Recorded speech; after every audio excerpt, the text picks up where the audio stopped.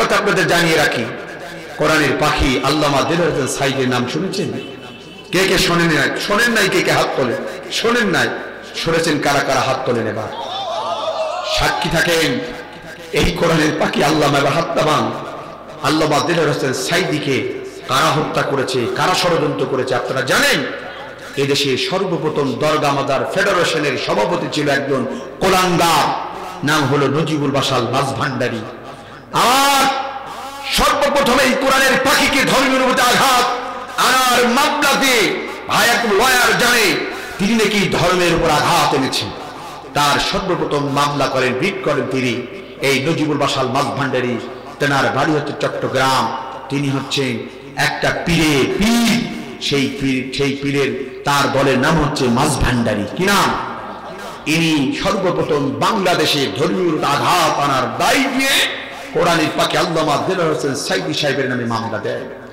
এবং শুধু মামলাতেই খেলতো নাই, কোরআনের পাখিকে আজ তিলে তিলে 13টি বছর নিরপরাধ একটা মানুষ কারারুদ্ধ করে রেখে সুপরিকল্পিত ভাবে দাদা বাবুদের খুশি করার জন্যই তারা বুঝতে পেরেছিল, যার কারণে তড়িঘড়ি করে তারা মনে করেছিল আমাদের দিন ফুরিয়ে যাচ্ছে। কিন্তু প্রতিবেশী রাষ্ট্র তারা বলেছিল তোমাদের প্রতিশ্রুতি ছিল যেটা, সেটা তাড়াতাড়ি বাস্তবায়ন করো, নইলে আগামী দিনে গতি টিকে রাখা যাবে না।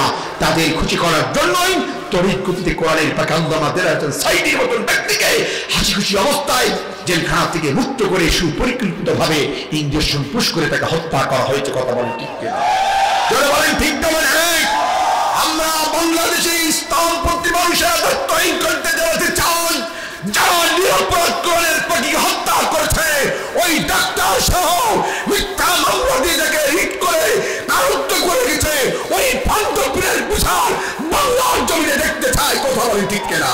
কারা কারা দিয়ে হাত তুলে দেখান।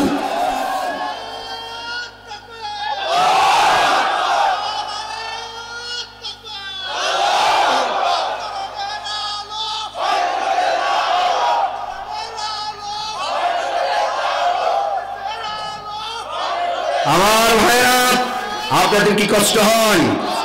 এদেশে চোর ঘুরে বেড়ায়, লুচ্চা ঘুরে বেড়ায়, গুন্ডা ঘুরে বেড়ায়, বদমাইশ ঘুরে বেড়ায়, ধর্ষণকারী ঘুরে বেড়ায়। এমনকি আপনাদের মেসেজ দিয়ে যায়। জাহাঙ্গীরনগর বিশ্ববিদ্যালয়ের একজন কোলাঙ্গার, তার নাম ছিল জসিমউদ্দিন মানিক। ইতিহাস আপনাদের জানা থাকা দরকার, এগুলো রাখবেন মনে। 100 নারী নির্যাতন করার পরে এদেশের একটি বৃহত্তম ছাত্র সংগঠনের দান্দা, তারা মিষ্টি বিতরণ করে ফুলের মালা গলায় দিয়ে ক্যাম্পাসে কুলাঙ্গারকে ঘুরে তাকে বাহবা দিয়েছিল। যে দেশে তথ্য প্রমাণ সহ অনেক ধর্ষণকারী রিপোর্ট থাকার পর তাদের বিচার বাংলার জমিনে হয় নাই, তাদেরকে প্রশংসিত করা হয়েছে, পুরস্কৃত করা হয়েছে। অথচ কোরআনের পাখি একজন, যিনি কোরআনের বাইরাল্লাহ 50টি বছর যিনি কোরআনের দাওয়াত দিয়ে জাতিকে ইসলামের সুশীতল পতাকাদের আহ্বান করেছে, তাকে মিথ্যা ধর্ষণকারী বানিয়ে দিনের পর দিন কারারুদ্ধ করে রেখেছিল। কথা বলেন ঠিক কি? ভাইরা আমার, আজ আমাদের বুকের মধ্যে খুব রক্তের খরচটা বয়ে যাচ্ছে। মানুষটিকে হারিয়ে অনেকেই পাকরুদ্ধ হয়ে পড়েছিল। কথা বলেন ঠিক না বেঠিক? আমার ভাইরা, আমার ওদিকে যেতে চাই, আমার দিকে তাকান।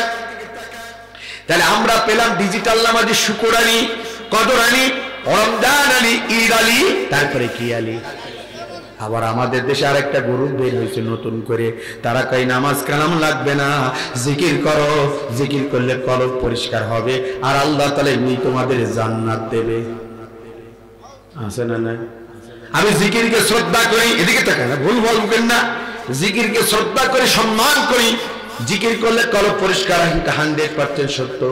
মনের তৃপ্তি পাওয়া যায়, খোরাক পাওয়া যায়। মনে মনে একা একা আল্লাহকে ডাকবেন, হৃদয়টা ভালো লাগবে, মনটা ফ্রেশ হবে, মনটা হালকা হবে। আমার কথা না, এটা আল্লাহ তাআলার কথা। কিন্তু মুসলমান, কয়েকদিন আগে আমরা দেখলাম এই বাংলাদেশে এমন জিকিরের আবির্ভাব হয়েছে যা শরীয়তেও নাই, ইসলামেও নাই। কথা কোন ঠিক না বেটি? এমন জিকির, কেউ কেউ বলছে বসেন বসেন, বৈশা যান শাহালি বাবা,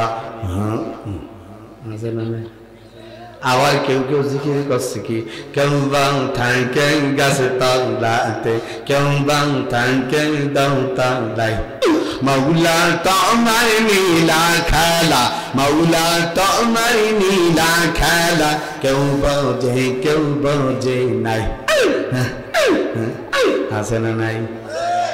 কুড়িগ্রাম জেলার ভাইয়েরা, তবে আমি বলতে চাই, আল্লাহকে যদি পাইতে চাও, আল্লাহকে যদি ডাকতে চাও, আল্লাহর নামটা নিয়ে তামাশা করা যাবে না।